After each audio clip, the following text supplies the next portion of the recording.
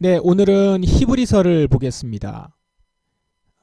서신서들이 대부분 좀 짧죠. 뭐 6장, 7장, 물론 로마서 같은 경우는 16장으로 이루어졌는데 그 외에들은 대부분 길지 않았습니다. 오늘 보는 히브리서는 모처럼 우리가 서신서 중에서 좀 긴 본문입니다. 13장으로 이루어졌습니다. 무엇보다도 다루는 내용이 다른 서신서에 비해서 다소 좀 까다롭게 어렵게 느껴질 수 있는 부분이 많은 그런 서신서입니다.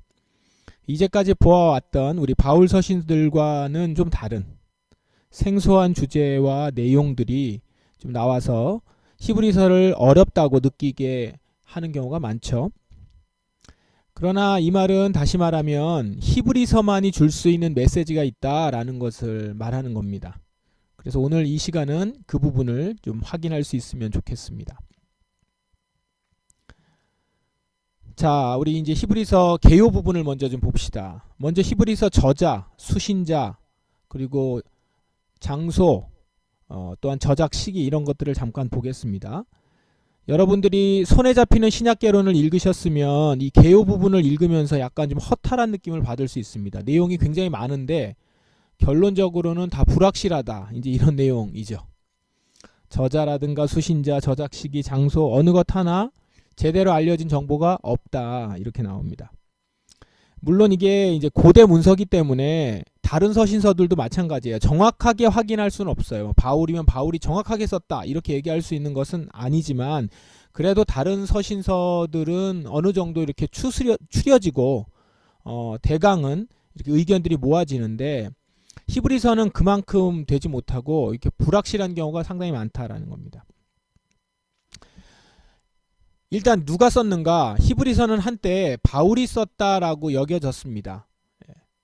초기에는 바울이 썼다라고 여겼지만 현대에 들어와서는 그 문체들을 분석해보고 어휘들을 봤을 때 바울이 썼던 다른 저작들과는 많이 다르다라는 거예요. 그래서 바울이 썼다고 보지 않는 것이 일반적이다. 책에도 이제 그렇게 나와 있죠. 그러면서 이제 다른 저자들을 거론을 합니다. 근데 그 인물이 뭐 한두 명이 아니라 몇 명으로 이렇게 추려지는 게 아니라 굉장히 많은 인물들이 거론되잖아요. 한 두세 줄 되죠. 나오는 인물들만, 그 책에 나오는 인물들만. 이 말은 차라리 누가 썼는지 알 수 없다.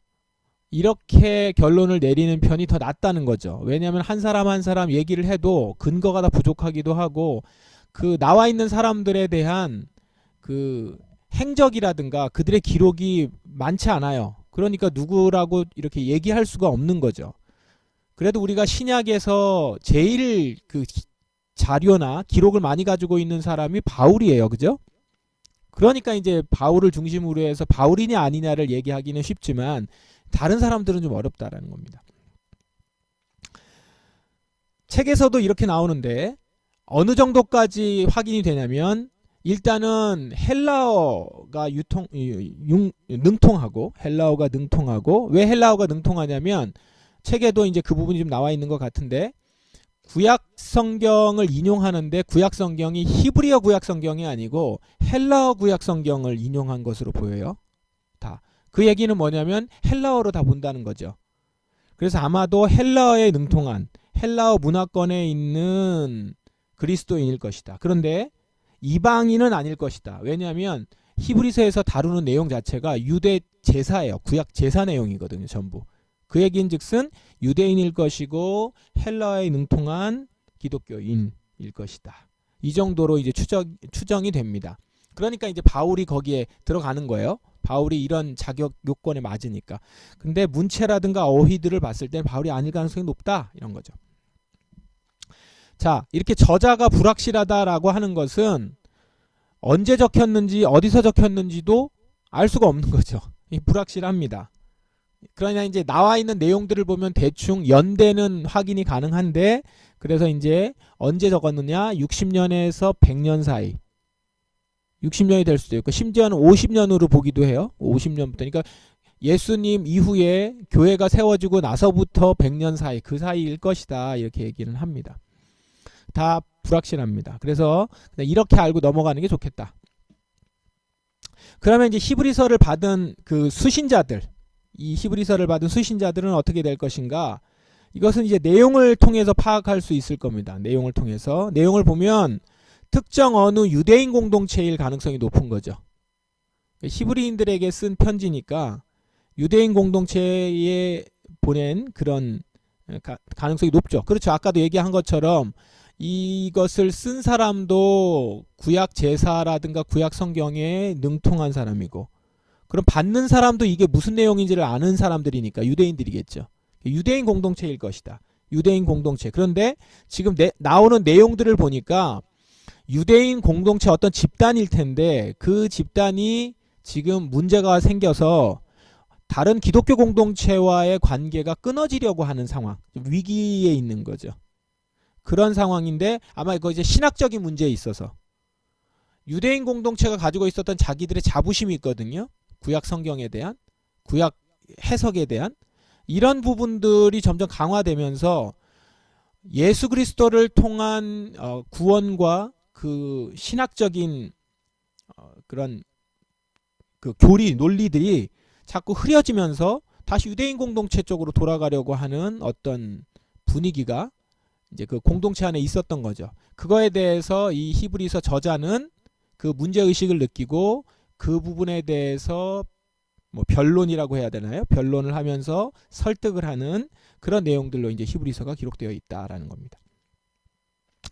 자, 저자도 수신자도 언제 어디서 기록되었는지도 확실한 것이 하나도 없어요. 그런데 히브리서는 그런데 어떻게 이렇게 성도들에게 있어서 중요한 성경으로 인식되었을까? 그리고 어떻게 지금 이렇게 신약 성경의 66권 중에 하나로 자리 잡을 수 있었을까? 27권 가운데 하나로 자리 잡을 수 있었을까? 이건 이렇게 볼 수 있죠.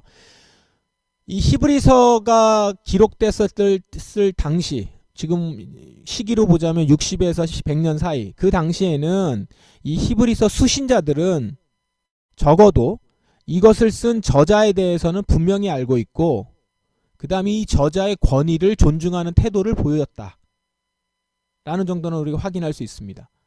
그 내용들을 보면 굉장히 권위 있게 얘기하고 있고 그거를 잘 받아들이는 것으로 보입니다.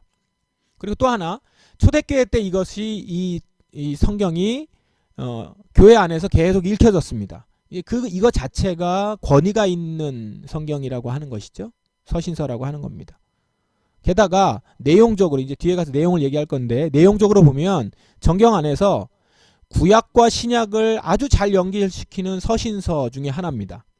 물론 로마서도 그렇고 여러 가지 바울 서신이 구약과 신약을 잘 연결시키기도 하지만 아주 구약에 있는 그 가장 핵심적인 부분이죠. 제사, 대제사장 제도, 이런 것을 가지고 예수 그리스도와 연결시켜서 이야기하는 것으로는 거의 유일합니다.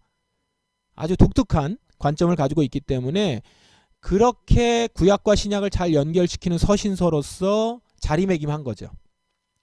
그거 자체로 히브리서가 가지고 있는 권위가 있습니다. 그래서 저자도, 그 다음에 누구에게 보냈는지도, 어느 교회에 보냈는지도, 언제 적혔는지도 그런 것도 다 불확실하지만 히브리서가 이미 그 권위를 인정받고 교회 안에서 읽혀졌다. 이 정도를 우리가 볼 수 있다는 겁니다. 자, 이제 구조적인 특징을 한번 봅시다. 구조적인 특징을 먼저 알면 히브리서를 좀 더 편안하게 읽을 수 있을 겁니다. 히브리서에는 반복적인 패턴이 나옵니다. 그게 뭐냐면 교리와 권면 패턴이에요. 그러니까 교리가 앞에 나오고 권면이 나오는 겁니다. 이걸 기억해 두세요.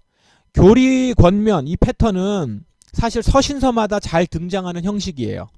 앞부분에 교리 얘기를 하고 그 다음에 뒤에 가서 그러므로 너희들에게 이렇게 권한다, 이렇게 권면하는 거거든요. 교리에는 서론, 본론, 결론이 들어갑니다. 그렇게 들어가고 권면이 들어간 이 형식이 그 서신서마다 자주 나오는 형식이에요. 예를 들어서 바울 서신서 같은 경우에, 바울 서신 로마서 같은 경우 한번 생각해 보세요. 16장인데 16장 전체가 이렇게 교리, 권면 패턴으로 되어 있습니다. 그래서 1장에서부터 11장이 교리죠. 그리고 12장 딱 들어가면 어떻게 시작합니까? 그러므로 형제들아, 내가 하나님의 자비하심으로 너희를 권하노니, 이렇게 시작하잖아요. 이렇게 하면서 12장부터 16장까지 권면이 집중적으로 나옵니다. 갈라디아서도 그래요. 1장부터 4장까지가 교리적인 내용이고 5장, 6장이 권면이고요. 에베소서도 보시면 1장에서 4장까지가 교리고 5장부터가 권면이 많이 들어가 있고 이렇게 좀 되어 있습니다. 대부분. 그런데 그럼 히브리서는 어떤 특징이 있느냐? 이 교리 권면이 히브리서 전체의 13장 중에서 몇 장까지는 교리고 몇 장까지는 권면이 아니라 아주 짧은 단락이 교리 권면 이런 짧은 단락에 이 패턴이 반복적으로 등장한다라는 겁니다. 이 교리와 권면 이거는 통상 설교에서 많이 사용되는 형식입니다. 앞부분에 서론, 본론, 결론으로 앞에 있는 내용, 이제 구약 성경과 여러 가지 내용들을 인용해서 주장하는 바를 주장하고 그러므로 결론을 이렇게 내린다. 이 결론에 의거해서 형제들아, 여러분들은 이렇게 살아야 됩니다. 이렇게 되잖아요. 이게 설교란 말이에요. 이제 이렇게 보면 그 히브리서는 여러 편의 설교가 담겨 있는 것이다. 이렇게 보시면 좋겠습니다. 말하자면 설교집에 이렇게 모음 같은 그런 것이죠. 근데 이게요, 그냥 아무 주제 없이 연관성 없이 설교집 모음집이 아니라 한 편 자체가 히브리서 한 편 자체가 13장까지 한 편 자체가 그 자체로도 설교가 될 수 있고요. 그러니까 전체적으로도 하나의 구조 안에서 일부가 돼서 이렇게 쫙 짜여져 있고 그 다음에 한 편 한 편이 그 자체로도 설교가 될 수 있다라는 거예요. 그러니까 잘 짜여져 있는 거죠. 한 편이 잘 짜여져 있는 메시지고 그 한 편과 다음 한 편이 또 잘 짜여져 있는 메시지고 그게 연결이 돼서 끝까지 가는 거죠. 이 내용만 가지고도 여러분이 히브리서를 보시면 아, 글 참 잘 쓴다. 정말 이 편집을 잘했다. 이런 생각이 들고 아, 이런 거 이렇게 이거를 다 연결시켜서 얘기할 수 있을 정도라면 굉장히 탁월하다. 이런 생각이 들죠. 근데 이제 저도 논문을 써봤는데 여러분들 중에도 이제 논문을 쓰거나 아티클을 쓰면요. 특히 논문 같은 경우는 좀 길게 써야 되잖아요. 길게 쓰면은 1장, 2장, 3장, 4장 이렇게 쓸 때 1장을 이렇게 하나의 논리를 맞춰서 결론을 만들고 그 다음에 2장 쓸 때는 그거를 연결시켜서 다음 논리를 만들고 이렇게 가잖아요. 그러니까 이 작업이 필요한 거죠. 그러니까 굉장히 수준 높은 그런 구조를 가지고 이 히브리서를 적은 것이다. 이렇게 볼 수 있다는 겁니다. 그럼 이제 교리 부분에 보시면요. 교리 부분에서는 여기에 특히 많이 나오는 게 뭐냐면 구약 인용입니다. 근데 아까 말씀드린 것처럼 구약 인용을 히브리서 원어를 갖고 한 것이 아니라 히브리서 성경을 가지고 한 것이 아니라 히브리서를 헬라어로 번역한 70인 성경에 있는 구약 성경을 인용했어요. 그러다 보니까 거기 있는 그대로 용어를 갖다 써서 실제 구약 성경에 있는 내용하고 좀 달라요. 예, 지금 우리가 보고 있는 구약 성경하고 왜냐하면 번역하면서 그렇게 된 거죠. 그래서 그 본문들이 이 히브리서에 계속 나오고 있고요. 근데 그 구약 본문들을 언급하면서 뭐와 언급을 하냐면 왜 그 자꾸 구약 본문을 언급하냐면 이 구약 본문과 예수 그리스도 신약의 주제인 예수 그리스도랑 비교하느라고 계속 구약 성경을 얘기를 해요. 그리고 또 한편으로는 대조해요. 비교하거나 대조를 하면서 어떻게 하느냐? 예수 그리스도가 그보다 우월하다. 구약 성경에 있는 제사제도라든가 대제사장이라든가 천사라든가 이보다 우월하다라는 걸 설명을 하면서 결론을 내려요. 그리고 그 결론을 가지고 그러므로 예수를 붙들어라. 이렇게 되는 거거든요. 그러니까 지금 이 구약 성경과 구약의 어떤 제도에 대해서 아주 큰 신뢰를 가지고 있는 유대인 공동체가 그보다 더 우월하신 예수 그리스도에 대한 결론을 가지고 그러므로 당신들은 누구를 붙들어야 되겠어요? 예수 그리스도를 붙들어야 되지. 이렇게 이제 얘기하는 내용이 히브리서의 전체 내용이라는 것이죠.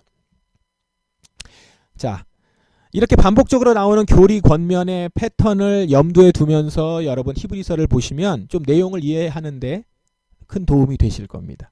조금은 더 정리가 된 그런 내용을 보실 수가 있을 겁니다. 자, 이 구조를 중심으로 해서 히브리서 전체 내용을 정리하면 이렇습니다. 뭐 자세하게 정리할 수도 있고 이 손에 잡히는 신약 예론에서는 좀 이거를 이렇게 쭉 나열시켜 놔 가지고 이야기식으로 돼서 읽기는 편했지만 그 구조가 잘 드러나지는 않는 것 같아요.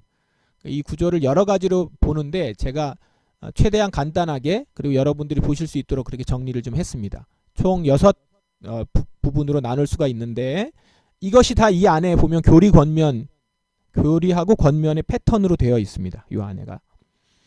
자, 먼저 첫 번째 서론을 지나서 이제 본론으로 들어가면서는 크게 3번에 걸쳐서 구약에 등장하는 이들보다 예수 그리스도가 우월하신 분이라는 걸 강조합니다. 그게 이제 1장부터 7장까지예요. 1장부터 3장 6절까지는 천사보다 뛰어난 예수 그리스도 얘기가 나옵니다. 그러니까 구약에 있는 내용을 얘기하면서 천사보다 예수 그리스도가 뛰어난 이유를 시편에 있는 내용들 쭉 나열을 하면서 얘기를 하죠. 그래서 예수 그리스도가 왜 천사보다 뛰어난지. 왜냐하면 천사는 유대인들에게 있어서 천사가 나타나면 그는 곧 하나님과 거의 동급으로 그렇게 대했단 말이에요. 나의 주님, 하나님 대신해서 온 자니까 그렇게 대하는데 그보다 뛰어나신 분이라는 거죠. 예수 그리스도를. 왜냐하면 천사가 그렇게 예수 그리스도를 대하기 때문에 그 얘기를 하고 있고요. 두 번째는 모세보다 뛰어난 인도자인 예수 그리스도다. 모세는 이스라엘 백성들에게 있어서 최고의 예언자요, 그 다음에 인도자요, 지도자였단 말이죠. 그보다 뛰어난 예수 그리스도임을 구약에 있는 내용을 가지고 대조하면서 얘기를 합니다. 설득을 하죠. 그리고 5장에서 7장은 레위 제사장, 대제사장들보다 우월한 예수 그리스도. 그러면서 예수 그리스도가 진정한 대제사장이다. 이 얘기를 설명을 하죠. 그래서 우리가 대제사장이신 예수 그리스도라고 하는 말을 이 히브리서의 내용을 가지고 얘기하기 시작합니다. 자, 구약의 본문들하고 비교하면서 교리적인 부분들을 확립하고 마지막에는 그래서 이 장마다 첫 번째 천사보다 뛰어난 예수 그리스도, 두 번째 모세보다 뛰어난 인도자인 예수 그리스도, 세 번째 레위 제사장보다 우월한 예수 그리스도 얘기를 하면서 그 마지막 부분에 가면 그러므로 그 뛰어난 예수 그리스도, 우월하신 예수 그리스도를 너희는 깊이 생각하라. 그리고 은혜의 보좌 앞에 담대히 나아가라. 이렇게 권면하는 겁니다. 이걸 가지고. 그러니까 우리가 은혜의 보좌 앞으로 담대히 나아가라. 예수를 깊이 생각하라. 라고 하는 그 권면들만 많이 듣고 오는데 사실은 그에 앞서서 왜 우리가 예수 그리스도를 깊이 생각해야 되는지, 왜 은혜의 보좌 앞으로 담대히 나아가는 것이 가장 필요한 것인지를 앞서서 쭉 얘기하는 거죠. 자, 그리고 이제 넘어가서 8장부터 10장 25절까지는 그런 뛰어난 제사장인 예수 그리스도가 드린 더 나은 제사, 가장 뛰어나신 제사장인 예수 그리스도가 드린 더 나은 제사가 있다라는 거죠. 그 제사가 있으니 그 제사를 의지해야 된다라고 하면서 예수 그리스도의 제사에 대한 얘기를 합니다. 그걸 설교하죠. 그리고 이제 이어서 10장 26절부터 12장은 이제 이 5번, 6번 있죠? 10장부터 13장까지는 히브리서 전체의 권면 부분이에요. 히브리서 전체의 권면 부분이기도 합니다. 그러면서 너희들은 믿음과 소망으로 인내하라 격려하고 사랑을 행하라 라고 격려하고 그러면서 축복 인사로 마무리를 합니다.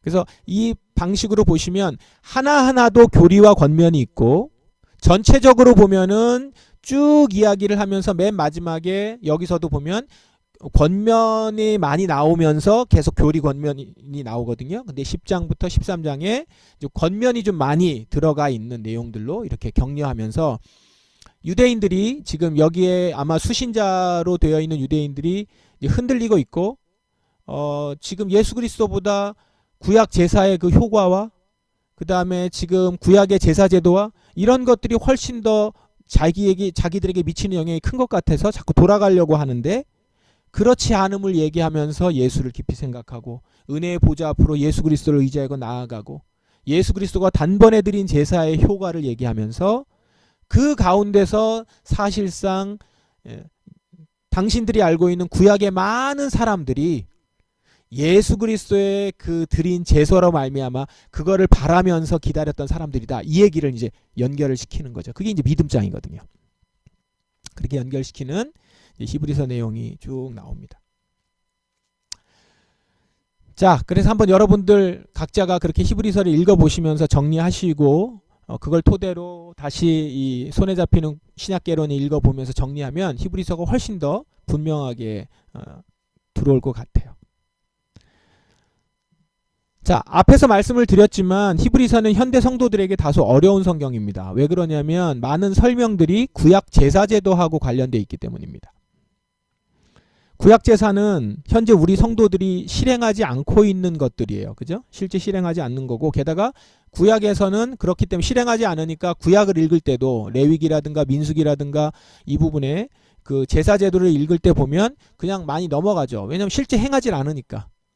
실제 행하지 않으니까 넘어가고 또 좀 까다롭기도 하고 어렵기도 해서 그냥 넘겨버립니다. 그러다 보니까 구약 제사제도에 대해서 잘 몰라요. 모르는데 그 내용을 가지고선 빗대어서 비교해서 얘기를 하니까 히브리서가 어렵게 느껴지는 거죠. 그럼에도 불구하고 오늘날 우리 현대 기독교인들이 히브리서를 봐야 하는 이유가 분명한데, 그 이유가 이렇습니다. 세 가지 정도로 정리하면, 첫 번째는 히브리서는 예수 그리스도의 구원 사건이 가지고 있는 의미를 매우 체계적으로 설명한다는 것이죠. 구약과 연결시켜서 매우 체계적으로 다루고 있습니다. 신약의 모든 책들이 그리스도의 죽음을 설명해요. 그런데 구약 제사의 배경에서 예수 그리스도의 죽음을 집중적으로 설명하는 유일한 책이 히브리서입니다. 제사제도의 배경에 의해서. 그래서 여러분 그 마가복음이라든가 마태복음이라든가 주로 마태복음에 보면 예수 그리스도가 어린 양으로 죽으셨다. 요한복음도 마찬가지지만 그 어린 양으로 죽으셨다라고 하는 그 제사제도와 연결시켜서 이렇게 설명을 하는 내용으로 복음서가 기록되어 있단 말이에요. 예수 그리스도에 대해서 그런 상징성들이 부여돼서 이야기가 전개가 되는데, 아마도 이런 히브리서에 나와 있는 이 체계적인 설명을 알고 있었던 마태가 그걸 적었을 것이다. 이렇게 보기도 해요. 그러면 굉장히 그 앞서서 히브리서가 기록된 거겠죠. 어쨌든 지금 신약 성경에 있는 그 성경 중에서 그리스도의 죽음을 구약제사 배경에서 집중적으로 설명하는 유일한 책. 체계적으로 설명하는 거죠. 둘째는 마찬가지의 내용인데 조금 확장해서 히브리서는 구약 성경과 신약 성경의 이 상관관계를 아주 잘 보여줍니다. 신약 성경이라고 하면 예수 그리스도죠. 그러니까 구약 성경과 신약 성경의 상관관계. 이 상관관계는 어떤 상관관계냐면 예수 그리스도 사건과 구약의 계시 사이에는 연속성적인 부분이 있고 불연속성적인 부분이 있어요.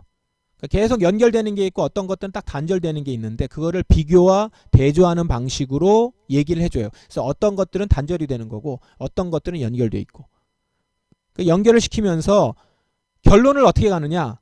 예수 그리스도가 구약의 계시보다 우월하다. 그래서 모든 내용들은 예수 그리스도로 귀결되고 예수 그리스도를 얘기하기 위한 내용이다라는 얘기를 하는 것이죠. 물론 그렇다고 해서 구약 성경은 이제는 의미가 없다는 얘기가 아닙니다. 우리가 계속 누차 얘기해 왔지만, 그런데 예수 그리스도가 우월하다라는 것이죠. 다시 구약의 내용으로 돌아갈 필요가 없는 거예요. 구약의 내용에 거기에 그대로 머물러 있을 필요가 없는 거죠. 다시 돌아갈 필요도 없는 거죠. 예수 그리스도까지 가야 되는 겁니다. 그걸 설명하는 거고요. 세 번째는 조금 다른 성격인데, 성도들의 책임을 강조합니다. 이 히브리서가. 히브리서에는 많은 경고와 권면들이 나와요. 권면이 아까 같이 이렇게 한 번에 크게 한 번 나오는 것이 아니라 중간중간에 계속 권면이 나와요. 계속 권면이 나오면서 권면을 반복합니다. 여기 보면 이제 내용에 당시 성도들이 취했던, 가지고 있었던 위기가 있다라는 거예요. 그게 이제 보이는 거죠. 이렇게. 아, 히브리서에 지금 수신자들이 굉장한 위기에 처해 있구나. 이 저자는 그 위기를 감지하고 계속 권면하고 있구나. 이걸 이제 느낄 수가 있는데, 이렇게 지금 어려운 상황에 놓여 있는 성도들에게 우리가 가지고 있는 이 언약이 새 언약이라는 거예요. 예수 그리스도 안에서 새 언약. 이 새 언약이 우월한 언약이라는 거죠. 이 우월한 언약을 가지고 있는 은혜 받은 사람으로서 책임을 다해야 된다. 이렇게 권면을 해요. 새 언약의 백성으로서 책임이 있다는 거예요. 그러므로 어려움을 회피하지 말라. 이거예요. 어려움을 회피하지 말라. 성도들에게 지금 주어진 복이 이 현세적인 복이나 값싼 은혜가 아니라는 겁니다. 하나님의 구원의 큰 선물과 책임이 따른다라는 것을 촉구해요. 그러니까 이 제사제도를 얘기한다는 건 대가를 지불한다는 거잖아요. 예수 그리스도가 그 대가를 다 지불했다는 거죠. 이게 엄청난 은혜라는 거예요. 값싼 은혜가 아니라는 겁니다. 그래서 여러분, 우리가 이런 얘기 이제 다음에 야고보서 얘기하면서 좀 얘기할 건데, 야고보서에는 이제 행함에 대한 얘기가 많이 나온단 말이에요. 근데 히브리서는, 우리가 히브리서 하면 많이 얘기하는 게 뭐죠? 믿음 얘기를 많이 하잖아요. 그러니까 히브리서는 믿음 얘기하고 야고보는 그 행함을 얘기한다고 얘기하는데, 사실 히브리서 읽어보면 히브리서는 믿음을 얘기하는 게 뭐냐면 어떤 믿음인 거냐면 이 큰 책임이 따르는 것을 감내하는 믿음이에요. 왜냐면 예수 그리스도가 그 엄청난 대가를 지불하셨기 때문에 우리는 이걸 놓지 말아야 되고, 이거를 붙들기 때문에 생길 수 있는 어려움들을 감내할 필요가 있다. 가치가 있다. 이 얘기입니다. 그래서 11장의 믿음장의 내용을 다 보시면 믿음을 가지고 승리했다, 믿음을 가지고 성공했다, 믿음을 가지고 복을 얻었다가 아니라 그 믿음을 가지고 죽었다는 얘기가 많이 나오거든요. 뒤에 가면 이렇게 죽고 저렇게 죽고 이렇게 순교당하고 그 얘기로 끝나요. 맨 뒤로 가면 그만큼 가치가 있다는 거예요. 예수 그리스도가. 그러니까 사실은 엄청난 행함을 얘기하는 성경이죠. 그래서 우리가 또 얘기하는 거지만 믿음과 행함을 분리할 수 없어요. 여기서 말하는 그 믿음, 대가를 치르는 믿음, 그걸 촉구하는 겁니다. 자, 이것만 봐도 오늘날 우리 교회, 현대교회가, 한국교회가 꼭 읽어야 되는 성경 중에 하나죠. 제대로 읽어야 되는. 히브리서 우리 많이 읽는데 제대로 읽어야 되는 성경. 그래서 다시금 재해석하고 원래대로 해석하고 회복해야 되는 성경 읽기가 필요한 히브리서다. 이렇게 볼 수 있겠죠. 그래서 우리도 자꾸 이전으로 돌아가려고 하고 다시 손쉬운 방법으로 돌아가려고 하고 그냥 눈에 잠깐 보이는 걸로 돌아가려고 하는 거기서부터 돌이켜 예수 그리스도의 우월하심을 분명히 확신하는 가운데 행해야 된다. 이것을 여러분들이 도전받는 그런 히브리서 읽기가 되시면 좋겠습니다. 자, 끝으로 히브리서에 나오는 여러 권면 중에서 마지막 권면을 좀 살펴보고자 합니다. 한 부분 보는 건데요. 예수 그리스도는 우월하시다. 그러므로 성도들은 이렇게 이제 점점점 나가는데, 이제 히브리서에서 저자가 반복적으로 전하는 결론은 예수의 그리스도의 우월하심입니다. 이를 통해서 성도들에게 전하는 바가 뭐냐? 이제 마지막 부분 중에 이렇게 나오는 거죠. 우리가 잘 아는 본문입니다. 이제 10장에 나오는 본문이에요. 그러므로 형제들아, 우리가 예수의 피를 힘입어 성소에 들어갈 담력을 얻었나니. 예수 그리스도의 우월하심으로 그분이 이루신 제사 얘기를 하면서 끝에 나오는 내용입니다. 그리고서 뒤에 가면 이 얘기가 나오죠. 참 마음과 온전한 믿음으로 하나님께 나아가자.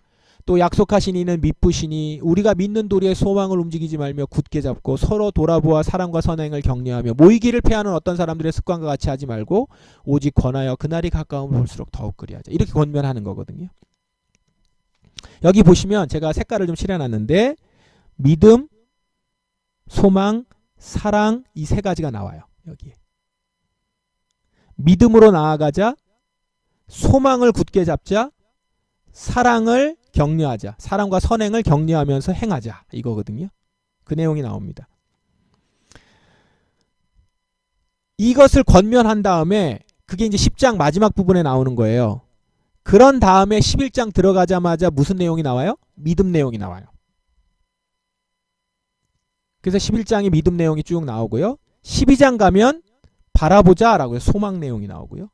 13장은 사랑하라 라고 하는 내용으로 나옵니다. 그러니까 여기서도 결국 뭐가 나옵니까? 믿음, 소망, 사랑 이 세 가지가 나오는 거죠.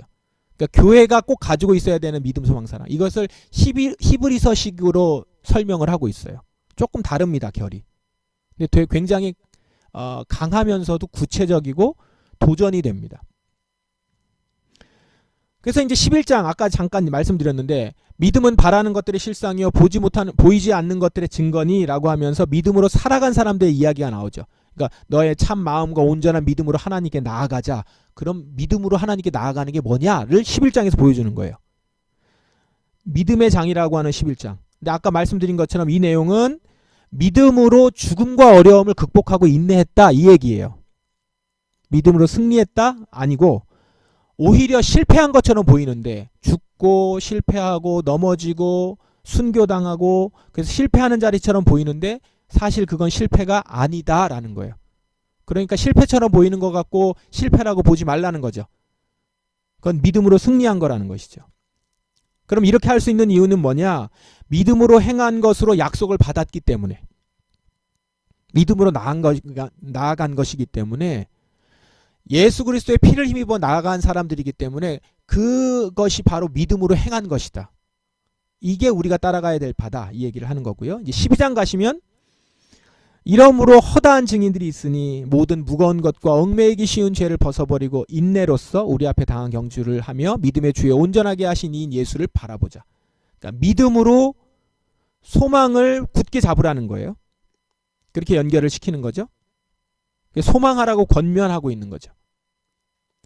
무거운 것, 얽매이기 쉬운 죄를 벗어버리고, 소망은 항상 뭐와 연결이 되냐면 인내랑 연결이 됩니다. 그죠?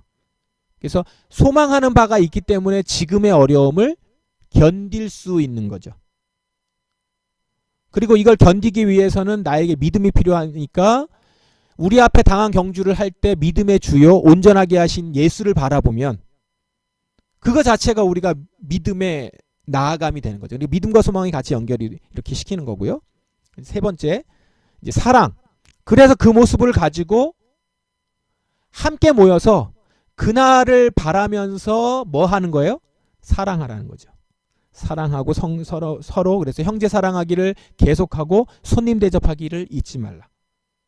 그러니까 이게 여유가 있을 때만 하는 게 아니에요. 그냥 마음 편할 때 하는 게 아니라 어려운 상황에서도 힘든 상황에서도 믿음을 굳건하게 붙잡고 소망으로 인내하는 자들이 나타내는 겉으로 드러나는 가장 중요한 점이 뭐냐? 형제 사랑과 손님 대접하기. 그걸 통한 사랑의 표시들, 사랑의 행위들을 하는 것이죠. 그 사랑을 권면합니다. 그러니까 예수 그리스도가 우월하시다라고 믿는 자들, 그거를 인정하는 성도들은 믿음으로 소망을 굳게 잡고 사랑과 선행을 격려하며 모이기를 패하지 아니하고 계속 함께 모여서 이 우리에게 맡겨진 사랑과 섬김을 계속해 나가는 것이다. 이렇게 되는 거죠. 이거는 너무 직접적으로 지금 우리 한국교회, 특히 우리 교회로만 그냥 국한해서도 너무나도 필요하지 않겠습니까? 정말 예수 그리스도가 우월하시다라는 것들을 확실히 믿는다면 믿음으로 나아가는 거죠. 그래서 보이지 않는 것들의 증거로서 내가 이 믿음을 가지고 지금 실패처럼 보이거나 내가 따라가 이 세상에서는 그렇게 흠모할 만한 모습이 아니지만 믿음으로 행한 자들의 그 가치들을 바라보면서 나도 그 경주를 해나가는 것이죠. 그리고 거기에는 소망으로 나아가는 주께서 오실 것들을 바라며 예수 그리스도의 왕되심을 기다리며 그러면서 계속 그분을 바라며 소망으로 굳게 잡고 인내하고 그러면서 지금 우리의 자리에서 사랑과 용서를 베풀고 인내하는 우리 지난 주일에 말씀하고도 좀 연결이 되겠죠. 내게 주어진 그 믿음의 행위를 사랑으로 나타내는 겁니다. 사랑으로 이렇게 행함으로 나타내는. 자, 이걸 통해서 히브리서는 먼저 1차 독자들에게 여러 어려움 때문에 그리스도교를 떠나려고 하고 다시 유대교로 돌아가려고 하는 성도들에게 위로와 함께 격려하고 다시금 회복시키려고 하는 목적이 담겨 있고 동일한 목적으로 오늘날 우리에게도 주고 계시는 거죠. 믿음을 다시 부여잡을 수 있도록 소망을 굳게 잡을 수 있도록 그리고 사랑과 선행을 행할 수 있도록 우리를 격려하고 권면하는 것입니다. 예수 그리스도를 중심으로 예수 그리스도의 우월하심을 받아들이고 믿는 그 안에서 우리는 진정 믿음, 소망, 사랑 이것들을 행하는 교회로 서는 것입니다. 이게 진정한 교회요, 진정한 성도의 모습이다 라는 것을 히브리서가 우리에게 말하면서 우리에게 계속해서 격려하고 있다라는 것입니다. 자, 이 부분을 중심으로 여러분들이 히브리서를 보시면서 큰 깨달음이 있고 은혜를 받으실 수 있기를 바랍니다. 예, 여기까지 오늘 히브리서 개론 함께 보았습니다.